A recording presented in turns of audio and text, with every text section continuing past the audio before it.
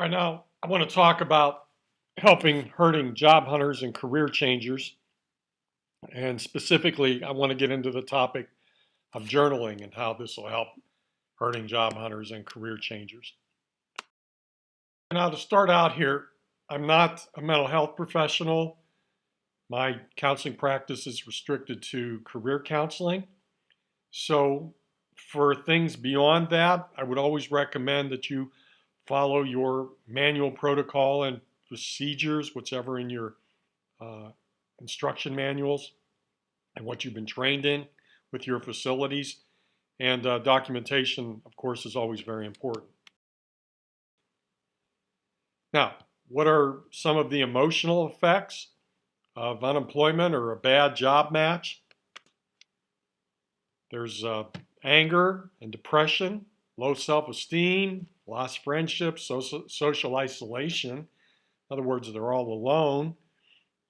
Their friends are going off to work. They're at home all day, or they've left situations and they had work friends and they're no longer there, so they feel very socially isolated.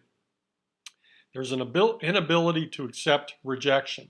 Some of these people reach a point to where they won't job hunt anymore because they just can't take it anymore. They can't take the rejection anymore. There's also an ability to accept help where they've made the rounds of the helping services, the agencies, and here they still are. So they just have lost all trust in professionals. Could lead to physical illnesses and emotional illnesses and what else that you've probably encountered. Certainly the desperation sets in. They feel powerlessness, they feel hopelessness. They just want life to be normal again, but they don't know when that's going to happen. All right, well, where do you go for help, or where do they go for help? Well, when your car falls apart, you go to a mechanic. When your roof falls apart, you go to a roofer. When your computer falls apart, you go to a computer tech. When your health falls apart, you go to the doctor. Well, when your career falls apart, you go to one of us, a career counselor. But where do you go and what do you do when your life falls apart? Well, there's all different kinds of therapies. There's art therapy, music therapy, dance therapy, equine therapy. I've heard of this, working with horses. Dolphin therapy, working with dolphins, swimming with dolphins. There's drug therapy, behavior modification therapy, chess therapy, dream therapy, music therapy, place therapy. Now, in terms of the success of these, success is dependent on the right match.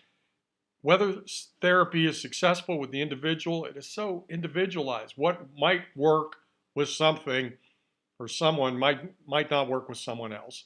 So my encouragement to people that are in need of therapy, and hopefully it's working for them, but if it's not working for them, I encourage them to discuss it with their therapist. And if it's still not working, then move on. Try something else because it is very individualized.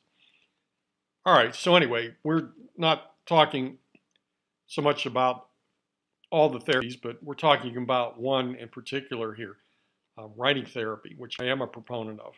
And writing therapy is a form of expressive therapy that uses the act of writing and processing the written word as therapy. Writing therapy posits that writing one's feelings gradually eases feelings of emotional trauma. I happen to believe in this. I'm quite a believer. It is another form of emotional and deep emotional expression. A lot of people have problems with rectifying their feelings, sorting out their feelings, getting through the confusion. And this is another form of therapy to try for some of them. And maybe it works. I think it would be used with good success for a lot of people. But a lot of therapists don't use this or don't know about it. So just trying to enlighten people about it. But this is another way and may help some people who have problems expressing emotions. might not help some too. It's that individualization thing I was talking about. Maybe some of you have experiences with writing therapy. But I'm not talking about therapy or counseling. Like I say, I don't get into that. I've just read about this and am a believer in it, have personal experience with it. But I want to talk about journaling, though. And journaling is the self-help version of writing therapy.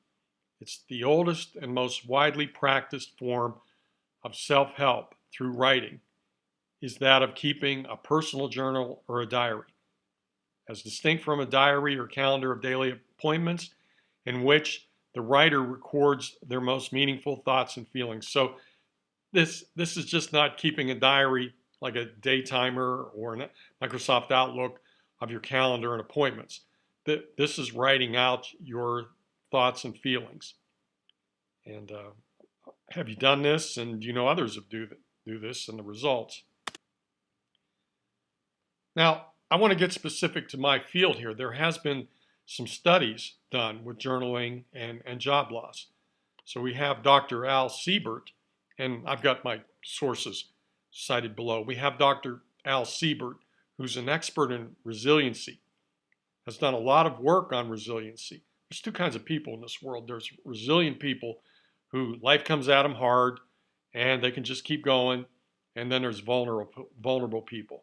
The life comes at them hard and it knocks them down, and emotionally they just have a hard time getting back up. But anyway, Dr. Siebert here has done a lot of work on resiliency and has worked with people who have lost their jobs. He studied a group of workers who had been laid off to determine what makes some of these survivors where others have fallen apart. One of the most interesting findings was that those people who were able to channel their anger and frustration into something more constructive were more successful in finding a job. So, and journaling is just, it's channeling that anger and frustration into something more constructive. You can either turn your anger inward and it leads to depression, or you can get it out somehow. And you can sit down and just write about how you're feeling. It's a form of self-help, self-expression. As far as journaling job loss, in a joint 1994 study by psychologists and outplacement firm Drake Bean Morin, this is a big firm here, they followed 63 professionals who had been laid off from their job for 8 months after they were assigned to one of 3 writing conditions. There was one group where the participants were instructed to write out about their deepest thoughts and feelings about their layoff, lives, personal and professional lives, and how this was affected. Also along the same lines, there was participants who were told to write about their plans for the day and their job search activities. And then there was a third group that was just given no writing instructions. And after 5 consecutive days of 30-minute writing sessions, researchers started tracking the unemployment status. Participants who wrote about losing their jobs in the first group were much more likely to find new ones in the months that followed the study. Okay, now this is from the American Psychological Association website, but new research suggests expressive writing may also offer physical benefits. Okay, so just not talking about job loss here, but I'll get back to that in a second. But there's also physical benefits to people battling terminal or life-threatening diseases.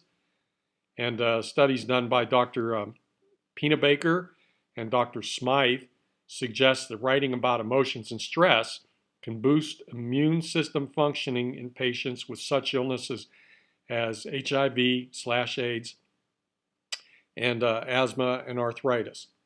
So just for disease, there's a lot of benefits to writing. And it could be talking about writing therapy here, I don't know. But again, I'm suggesting journaling would be a good self-help tool there too. Now, back to job loss though.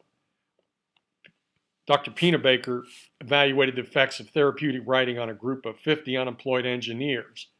Half the men were asked to write about their deepest thoughts and feelings about getting laid off for 30 minutes a day for 5 consecutive days. The other half wrote the same amount of time, but it was on their time management strategies and avoiding the topic of painful layoff altogether. There was another comparison group that just did not write at all. Bottom line here, by months after on follow along, 53% of those who wrote about their thoughts and feelings had jobs, compared with only 18% of the men in the other groups. Could have been a lot of other factors too, which is what I deal with every day. But still, this is a significant correlation between people who are journaling, so to speak, and those that aren't. Now, Dr. Pennebaker hypothesized that men who wrote about their thoughts and feelings were processing the anger that they might have felt towards being laid off. And he suspects that this therapeutic writing carried over into the interview, where they, just reading here, they inadvertently didn't let it slip about some of their resentment or bitterness about being laid off. People do that. I've worked with people that just, they've gotten fired, they've gotten laid off, they get a job interview, and they start venting in the job interview about the reasons for leaving, which is a typical interview question. Why'd you leave your last job? And they start venting. And that's real problems for them. The anger comes out. So anyway, just another support to the idea of journaling here. All right, the conclusion is, and again, I've got a source here from the APA, anyone who has benefited from keeping a diary or a journal can further justify the time and effort, securing the knowledge that disclosing innermost thoughts and feelings, even or especially about bad experiences, is good for health. I agree with this. I have done this myself. Therapists increasingly encourage patients to undertake writing exercises outside of the clinical setting. If they're therapists, they can get into genuine writing therapy and explore that, but even just as an ancillary, as a support to the counseling or therapy, just to have them journal on their own would be, in my view, a tremendous benefit. All right, methods on how to do this. It can be a written journal. A lot of people still write. It could be that. Now, in times past, I have used Penzu.com, which is an online password-protected journal. There could be other ones out there. This is just the one I've used. I've suggested clients write 15, 20 minutes a day and write extra when you're having a bad day or a bad time. Now, here, watch out that they're spending more journaling time than they are job hunting time. I had a friend talk about her experience with this. And she said when she got laid off, she was in such a funk that this is what happened. She was spending more time in her journal than she was job hunting. So she realized that, and she took steps to adjust that. If they're working with somebody like a therapist or counselor, that's just something to keep an eye on. But you do want to make clients aware of what to do about this if it happens.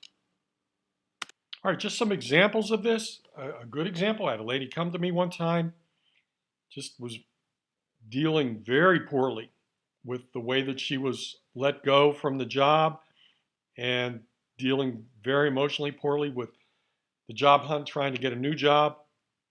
And I showed her and taught her about journaling, and she really liked that. You talk about an individual match, I think it was a good matchup for her in terms of help. And she would show me her journal, and she would tell me about when she was having tough times and tough days, she would spend the time journaling, and ultimately she was successful in getting back to work. It wasn't because of the journaling, but that was part of a system that helped her get back to work. A bad example, and this was beyond my capacity, but I had a gentleman referred by a social service agency that was in a lot of physical pain, and he was taking medication too. But they sent him to me to help him find a new career direction, and so I was supposed to do the career counseling with him. but I could see that he was in a lot of pain and just trying to hold it in. And I taught him about journaling and suggested it. Now, he was receiving mental health counseling services. And I asked him about what did the counselor say when he talked about the journal or showed him this journal. And he said, oh, the counselor was all for it. And the counselor at the other end, you try to work together. We didn't have any contact, but still, he was very encouraging and supportive about the journaling. Now, the journaling did not work out well because it turned out it was just his pain journal. So he would write about the time, and he would write about his pain level, 9 or 10, and when he took his medication. And that was it. It was just all facts. There was no emotion in there. And I asked him what his counselor had to say about that. And he said, well, yeah, my counselor wants me to open up a little more and express emotions in there. And I said, yeah, I think that'd be a good idea. And he said, well, I'm not going to do that. And I said, why not? And he just said, I'm just in so much pain that I just find it better just to think about what I have to do all day and not think about anything else. And I've tried to shut my emotions off. Now, this was beyond my capabilities. So I said, look, he even said, the only reason I'm journaling is just you suggested it to me. And I said, well, no, don't do it for me. If it's not going to help, you don't have to do it. But I encouraged them along. It's like, okay, continue to work with your counselor there. So anyway, there's a good example. You'd like them all to be good, but that doesn't happen all the time. All right, remember, don't treat the symptoms. At least at the career counseling level, career coaching level is what I'm saying. They're in emotional upheaval, like I talked about, anger and frustration. And yeah, I'll listen to them, but we've got to treat the disorder.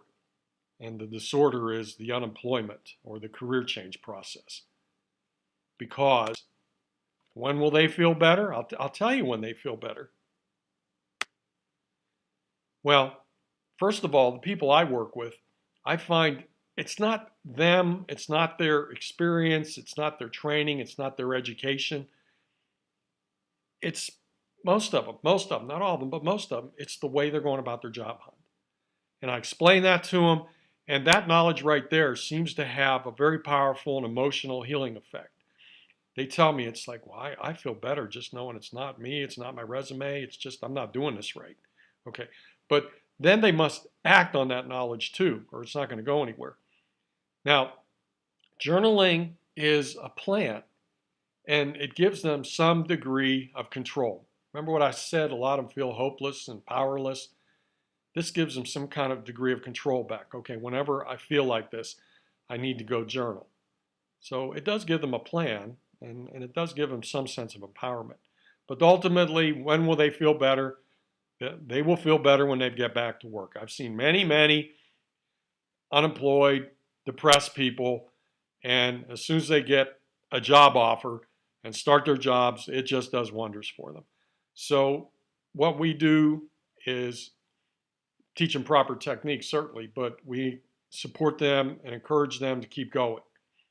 And journaling is part of the support process to help them keep going. That'll do it for this presentation. If you have any questions or comments, feel free to email me. Thank you for your time and attention.